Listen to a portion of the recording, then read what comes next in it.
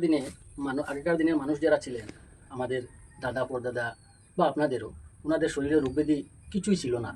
যা রোগ বর্তমানে এই সময়, এর কারণ হলো ওনারা খাঁটি জিনিস খেয়েছেন, আর আমরা সব সারযুক্ত জিনিস খাচ্ছি, তাই রোগ কমছে না।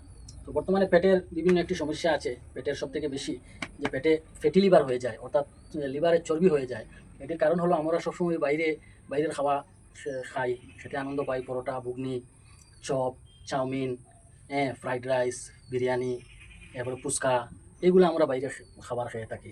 এতে গিয়ে কী হয়, এই লিভারের চর্বি হয়ে যায়। তো চর্বি বর্তমানে লিভারের চর্বি প্রায় 80% মানুষের লিভারের চর্বি আছে। তো ডাক্তারের কাছে যাওয়ার পরে ডাক্তারের ভিজিট, যাওয়া আসার ভাড়া, তারপরে চেকিং চেকিং ফিস, ডাক্তারের ভিজিট, যাওয়া আসার ভাড়া, ঔষধ, হ্যাঁ, তারপরে রইল বিভিন্ন ধরনের টেস্ট, মোটামুটি দেখা যায় 10-12 হাজার হয়ে যায়।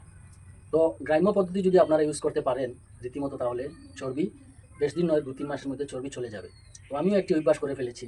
কোনো দিক থেকে আসার পরে যেদিন বেশি গরম বা একটু বোরিং বেশি লাগে, সেদিন আমি 3টি লেবু রস আমি একটি মগ বা গ্লাসের মধ্যে দিয়ে আমি ঠান্ডা জল দিয়ে খেয়ে থাকি। আপনারা পারলে গরম জল দিয়ে খাবেন, ভালো হবে।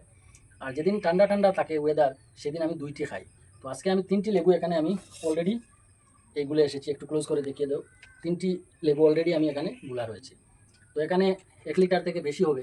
তো এখন বিকাল বাজছে প্রায়, কটা বাজছে, 5টা 10। তো আমার কাজ শেষ করে আমি ঘরে এসেছি।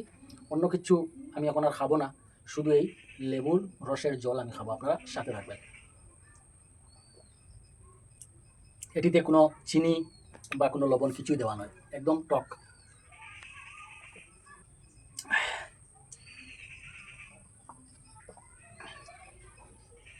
পুরো মগটি আমি খেয়ে ফেললাম।